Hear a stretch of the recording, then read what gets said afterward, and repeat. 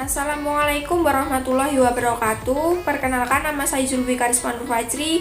Di sini saya sebagai ketua kelompok presentasi sistem pencernaan dengan dosen pengampu Ibu Novita Nirmalasari, Magister Keperawatan.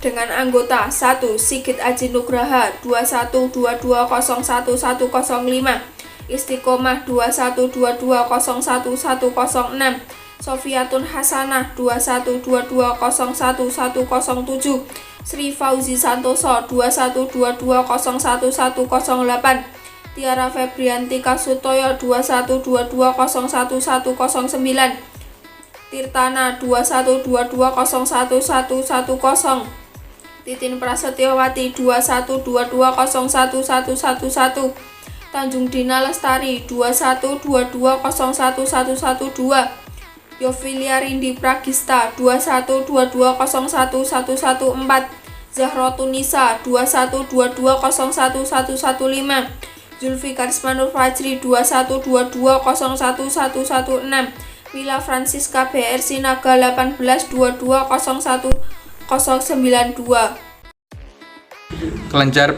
parotis dan kelenjar sublingualis memiliki keterkaitan. Kelenjar parotis terletak di bawah telinga, sedangkan kelenjar sublingualis terletak di bawah lidah. Kelenjar parotis menghasilkan ludah yang berbentuk cair.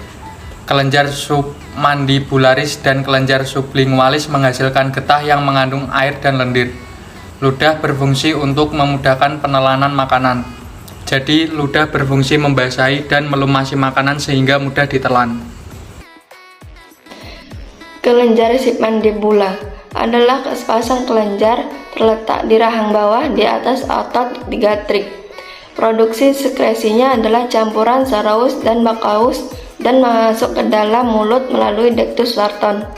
Walaupun lebih kecil daripada kelenjar parotis, sekitar 70% saliva di kavum oral diproduksi oleh kelenjar ini. Faring adalah nama lain dari tenggorokan bagian atas berupa tabung yang terletak di belakang mulut dan rongga hidung dan menghubungkan keduanya ke trakea atau batang tenggorokan. Fungsi dari faring adalah sebagai aliran alat pencernaan yang membawa makanan dari rongga mulut hingga esofagus. Bagian yang ditunjukkan nomor 5 adalah trakea. Trakea adalah organ yang berbentuk tabung besar dengan panjang sekitar 11 cm dan lebar 2,5 cm. Trakea terletak di depan esofagus atau kerongkongan. Trakea tersusun atas otot dan tulang rawan yang bersifat fleksibel, berbentuk cincin sebanyak 16-22 buah. Cincin tersebut berfungsi membantu keluar masuknya udara. Trakea sendiri memiliki beberapa fungsi. Yang pertama, menyalurkan udara menuju paru-paru. Kedua, menangkal benda asing yang masuk melalui mulut.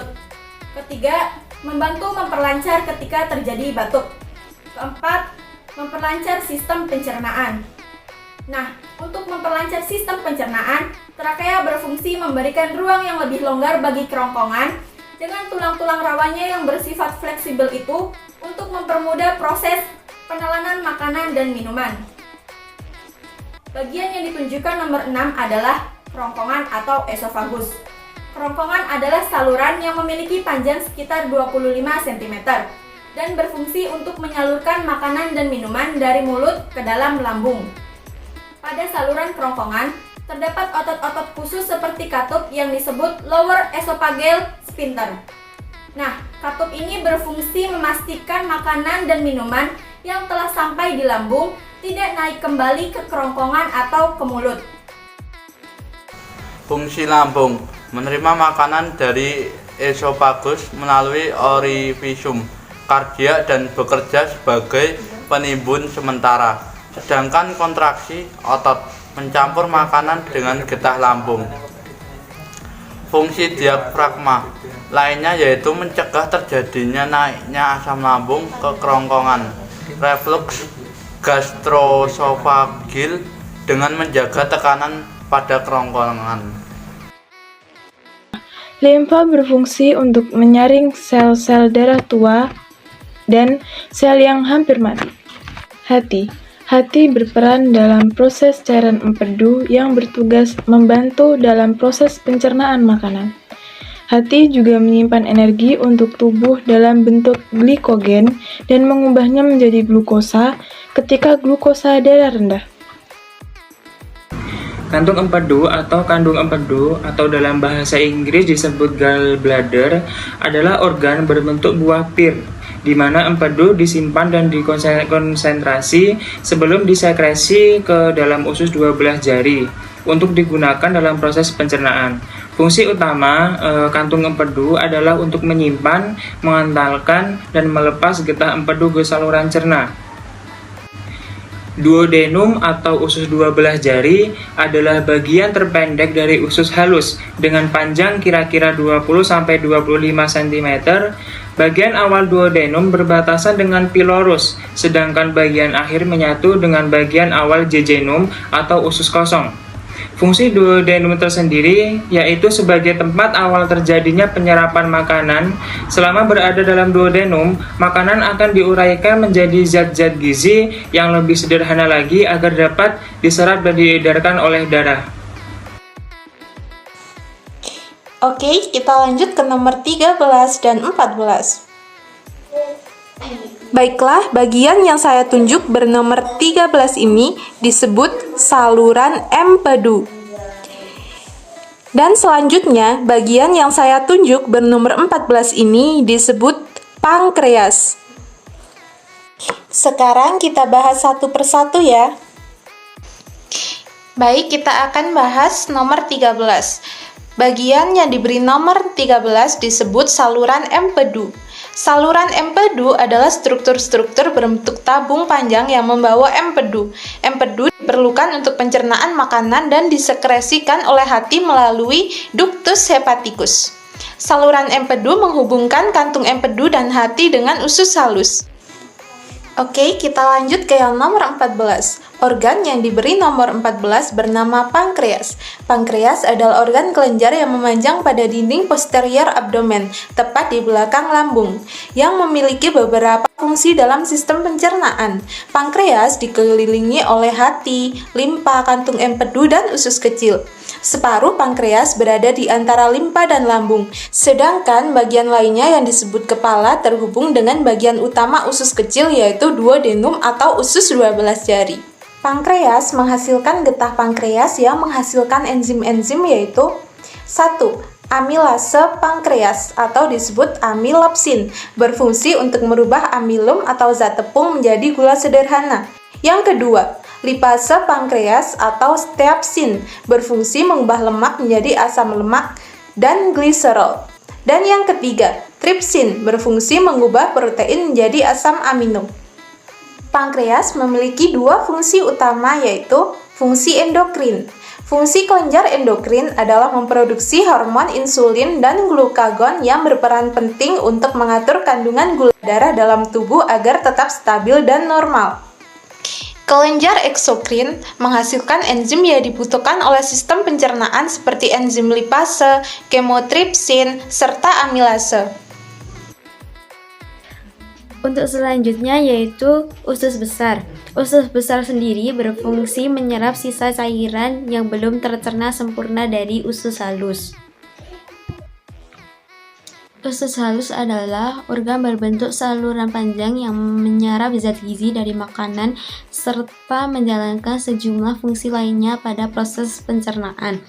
Usus halus menjalankan fungsi dengan melibatkan sistem peredaran darah dan otot-otot yang bekerja sama. Usus buntu atau sekum dalam istilah anatomi adalah suatu kantung yang terhubung pada usus penyerapan serta bagian kolon menanjak dari usus besar. Terdapat appendix dengan panjang 6 cm. Fungsi sekum sendiri yang pertama adalah untuk menyerap cairan dan garam yang sudah diolah sebelumnya pada bagian pencernaan usus halus. Yang kedua, sebagai bagian yang mencampur baur zat pelumas tubuh atau lendir dengan bagian yang diserap seperti cairan serta garam. Yang ketiga, sebagai penghubung usus ascendent dengan bagian yang paling akhir dari bagian usus paling kecil. Yang keempat, sekum bertindak sebagai wadah cairan. Sekum merupakan bagian yang paling pertama dari usus besar yang akan membantu dalam menyerap cairan dari limbah. Yang kelima, menyerap garam. Selaput rendil pada dinding sekum membantu dalam menyerap garam serta elektrolit dan membantu dalam pengisian kembali tubuh dari garam serta mineral yang hilang. Yang keenam, pelumas. Pelumasan limbah padat pada dinding lendir sekum membantu dalam proses pergerakan limbah melalui sisa usus besar. Yang terakhir, pemecah selulosa. Sekum mempunyai enzim pencernaan selulosa yang berperan penting dalam membantu memecahkan serat selulosa. Enzim dalam sekum tersebut dapat membantu fermentasi serta memecah serat selulosa sehingga bisa dengan mudah dicerna oleh usus besar. Selanjutnya adalah usus besar atau kolon. Dalam anatomi, bagian usus antara usus buntu dan rektum. Fungsi utama organ ini adalah untuk menyerap air dari feses. Kolon terdiri dari kolon menanjak atau ascending, kolon melintang transverse, kolon menurun descending, kolon sigmoid, dan rektum. Bagian kolon dari usus buntu hingga pertengahan kolon melintang sering disebut kolon kanan, sedangkan bagian sisanya sering disebut dengan kolon kiri. Fungsi usus besar sendiri adalah menyimpan dan eliminasi sisa makanan untuk menjaga keseimbangan cairan dan elektrolit dengan cara menyerap air. Yang ketiga, mendegradasi bakteri. Kolon ascendent adalah bagian paling besar dari usus besar. Letaknya berada di dasar perut kanan bawah dan ujungnya berakhir di samping hati. Berbeda dengan sekum, kolon ascendent memiliki tugas yaitu untuk menyerap air maupun nutrisi yang sebelumnya terlewatkan oleh usus halus. Terletak pada organ pencernaan yaitu usus besar atau kolon. Si kolon ini terbagi atas beberapa bagian. Yang pertama itu ada appendix, kolon ascendent, kolon transversum, kolon descendent, dan kolon sigmoid. Untuk di nomor 19 sendiri ini merupakan appendix atau biasa disebut umbai cacing atau ada juga yang menyebutnya usus buntu. Nah, si appendix ini merupakan kelenjar limfoid yang menghasilkan limfosit. Kemudian untuk bentuknya sendiri ini berbentuk tonjolan seperti jari dengan panjang kurang lebih 10 cm. Dan ujungnya ini bisa terletak di mana saja, namun yang paling sering itu berada di belakang sekum. Kemudian si appendix juga menghasilkan 1 sampai 2 mili lendir per hari. Selanjutnya di nomor 20 ini merupakan kolon descendent. Nah, jadi kolon descendent ini mempunyai panjang sekitar 25 cm dengan letak berada di bawah abdomen kiri. Dia mempunyai tugas utama dalam penyerapan air dan mineral. Jadi nanti ketika si kimus atau hasil pencernaan yang masih berupa setengah cair seperti bubur ini ketika di kolon descendent akan berbentuk setengah padat.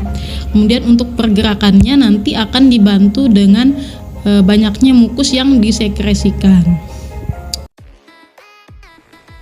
Nomor 21 adalah kolon sigmoid.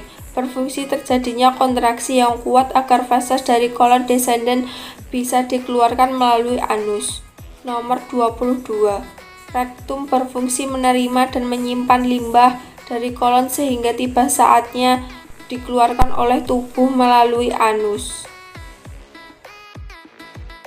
Fungsi dari anus itu adalah pengeluaran sisa-sisa makanan yang sudah tidak diperlukan lagi melalui organ anus. Anus adalah jalan pembuangan sisa makanan yang tidak terpakai oleh tubuh dan gas-gas yang berbau yang disebut dengan tinja.